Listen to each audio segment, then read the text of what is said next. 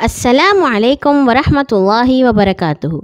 ہنستے مسکراتے پیارے پیارے ہوشیار سمجھدار ہموطن گوش ساتھیوں، کہانی زبانی کی جانب سے خوش آمدید، جہاں آپ سنتے ہیں روزانہ رنگ برنگی نئی پرانی ہستی ہساتی سیکھتی سکھلاتی سچی خیالی تاریخی قرآنی مزیدار کہانیاں۔ آج ہم آپ کے لیے لائے ہیں ایک ہیرو کی کہانی۔ جانتے ہیں نا ہیرو کون ہوتا ہے؟ ہیرو وہ ہوتا ہے جو کسی سے نہیں ڈرتا، اتنا بہادر ہوتا ہے کہ کسی وقت بھی کسی سے بھی مقابلے کے لیے تیار ہوتا ہے۔ یہ جو ہیرو تھا اس کا نام تھا اللہ کی تلوار۔ بھلا یہ کون تھا؟ سنتے ہیں۔ حضرت حارث بن عمیر ایک بادشاہ کے نام نبی صلی اللہ علیہ وسلم کا خط لے کر جا رہے تھے۔ جب موتا کے مقام پر پہنچے تو روم کی عیسائی حکومت کے ایک حاکم شرجیل نے ان کو قتل کر دیا۔ رسول اللہ صلی اللہ علیہ وسلم کو یہ بات معلوم ہوئی تو آپ نے 3000 مسلمانوں کا ایک لشکر یعنی کہ فوج روانہ کر دی اور حضرت زید بن حارثہ کو اس لشکر کا سردار مقرر کیا۔ شرجیل کو پتہ چلا تو وہ بھی 1,00,000 فوج لے کر مقابلے پر آ گیا۔ اس کے ساتھ ہی خود روم کا بادشاہ ہرقل بھی 1,00,000 فوج لے کر چل دیا۔ مسلمان سوچنے لگے کہ اتنی بڑی فوج کا مقابلہ کیا جائے یا رسول اللہ کو اطلاع دی جائے، مگر اپنے سردار کے حوصلہ دلانے سے سب بے خوف ہو کر آگے بڑھے۔ موتا کے مقام پر پہنچ کر دونوں فوجوں کا آمنا سامنا ہوا اور گھمسان کی لڑائی ہوئی۔ حضرت زید بن حارثہ کے ہاتھ میں نبی صلی اللہ علیہ وسلم کا دیا ہوا جھنڈا تھا۔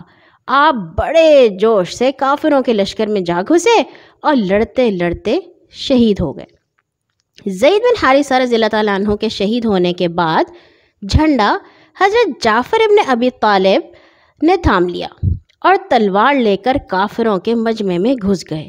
ان کا دایاں بازو کٹ گیا تو انہوں نے جھنڈا بائیں بازو میں تھام لیا۔ جب بایاں بازو بھی کٹ گیا تو انہوں نے جھنڈا اپنے سینے سے لگا لیا۔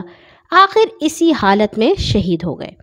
ان کے بعد جھنڈا حضرت عبداللہ بن رواحہ نے اٹھایا اور تلوار لے کر کافروں سے جنگ کرنے لگے، یہاں تک کہ وہ بھی لڑتے لڑتے شہید ہو گئے۔ اس کے بعد مسلمانوں نے حضرت خالد بن ولید رضی اللہ تعالیٰ عنہ کو اپنا سردار مقرر کیا۔ ان کی سرداری میں مسلمانوں نے کافروں پر ایسے جوش کے ساتھ حملہ کیا کہ کافر حوصلہ ہارنے لگے۔ حضرت خالد رضی اللہ تعالیٰ عنہ اس حملے میں سب سے آگے تھے اور بڑھ بڑھ کر کافروں پر وار کرتے تھے۔ وہ یہاں تک لڑے کہ 9 تلواریں ٹوٹ گئیں۔ حضرت خالد رضی اللہ تعالیٰ عنہ کی اس بہادری سے کافروں پر ایسا رعب چھایا کہ ان کے پاؤں ڈگمگانے لگے۔ اب لڑتے لڑتے رات ہو گئی تھی، اس لیے لڑائی بند ہو گئی۔ اگلے دن جب مسلمان کافروں کے مقابلے کے لیے تیار ہوئے تو حضرت خالد رضی اللہ تعالیٰ عنہ نے ان مسلمانوں کو جو کل کی لڑائی میں پیچھے تھے آگے کر دیا اور جو مسلمان اس دن اگلی صفوں میں تھے انہیں پیچھے کر دیا۔ اس سے کافروں نے خیال کیا کہ مسلمانوں کی مدد کے لیے اور فوج آ گئی ہے۔ لڑائی شروع ہوئی تو مسلمان پہلے سے بھی بڑھ کر دلیری اور بہادری سے لڑے۔ کافروں کی فوج تو پہلے ہی دن حوصلہ ہار چکی تھی، اب زیادہ دیر نہ ٹھہر سکی اور سر پر پاؤں رکھ کر بھاگ کھڑی ہوئی۔ اس طرح حضرت خالد کی سرداری میں صرف 3000 مسلمانوں نے 2,00,000 کافروں کی فوج کو شکست دی۔ حضرت خالد کی اسی بہادری کی وجہ سے نبی صلی اللہ علیہ وسلم نے انہیں سیف اللہ یعنی اللہ کی تلوار کا لقب دیا تھا۔ وہ سچ مچ اللہ کی تلوار تھے۔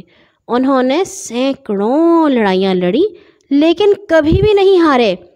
دشمنوں پر ان کی ایسی دھاک بیٹھی ہوئی تھی کہ وہ ان کا نام سن کر خوف سے کانپنے لگتے تھے۔ حضرت خالد بن ولید رضی اللہ تعالیٰ عنہ کو نبی صلی اللہ علیہ وسلم نے اللہ کی تلوار کا لقب دیا تھا اور آپ نے بھی اپنی بہادری سے ثابت کر دکھایا کہ آپ واقعی اللہ کی تلوار ہیں۔ ایران، عراق اور شام کے ملک آپ نے فتح کر کے اسلامی حکومت میں شامل کیے۔ یرموک کی جنگ میں آپ نے اپنے ساتھ صرف 60 بہادروں کے لے کر 60,000 رومیوں کی فوج کو شکست دی تھی۔ دشمنوں پر حضرت خالد کے ایسا رعب بیٹھا کہ ان کا نام سن کر کانپنے لگتے تھے۔ وہ سمجھتے تھے کہ جس فوج کا سپہ سالار خالد بن ولید ہو اسے کوئی نہیں ہرا سکتا۔ کافر تو یہ سمجھتے ہی تھے، مگر آہستہ آہستہ عام مسلمانوں نے بھی یہ خیال کرنا شروع کر دیا کہ ہمیں کافروں کے خلاف جہاد میں فتح حضرت خالد کی بہادری اور عقل مندی کی وجہ سے ہوتی ہے۔ حضرت عمر فاروق رضی اللہ تعالیٰ عنہ اس وقت مسلمانوں کے خلیفہ تھے۔ آپ نے سوچا کہ مسلمانوں کو تو یہ عقیدہ رکھنا چاہیے کہ فتح اور شکست خدا کے ہاتھ میں ہے۔ یہ خیال نہیں کرنا چاہیے کہ کسی خاص آدمی کی ہمت اور عقل مندی کا نتیجہ ہے۔ یہ سوچ کر آپ نے حضرت خالد کو سپہ سالاری کے عہدے سے ہٹا دیا اور ان کی جگہ حضرت ابو عبیدہ رضی اللہ تعالیٰ عنہ کو سپہ سالار یعنی فوج کا لیڈر مقرر کر دیا۔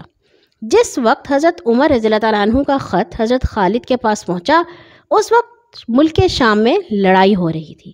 مسلمان کافروں کے خلاف لڑ رہے تھے۔ حضرت خالد سپہ سالار تھے اور حضرت ابو عبیدہ ان کے ماتحت تھے۔ جب حضرت عمر رضی اللہ تعالیٰ عنہ کا خط حضرت خالد کو ملا تو آپ خط لے کر حضرت ابو عبیدہ کے پاس گئے اور کہا، امیر المومنین نے آج ہی آپ کو اسلامی لشکر کا سپہ سالار مقرر کر دیا ہے۔ اب میں آپ کا ماتحت ہوں اور آپ میرے افسر ہیں۔ اب جو حکم دیں گے میں اسے مانوں گا۔ آپ نے خوشی خوشی سرداری حضرت ابو عبیدہ کے حوالے کر دی اور پھر کافروں کے خلاف جنگ میں اسی طرح دلیری اور بہادری سے لڑتے رہے۔ کسی نے کہا، اب تو آپ اسلامی لشکر کے سالار نہیں رہے، اب آپ جنگ میں اتنی دلچسپی کیوں لیتے ہیں؟ حضرت خالد نے جواب دیا، میں عمر کے لیے نہیں لڑتا، میں اللہ کا سپاہی ہوں اور اللہ کے لیے ہی لڑتا ہوں۔ اللہ تعالیٰ ان سے راضی ہوں۔ آج کے لیے اتنا ہی، کل آئیں گے انشاءاللہ ایک اور نئی کہانی کے ساتھ۔ ہر نماز کے بعد اپنے لیے، تمام مسلمانوں کے لیے اور پاکستان کے لیے دعا کرنا مت بھولا کیجیے۔ اللہ حافظ۔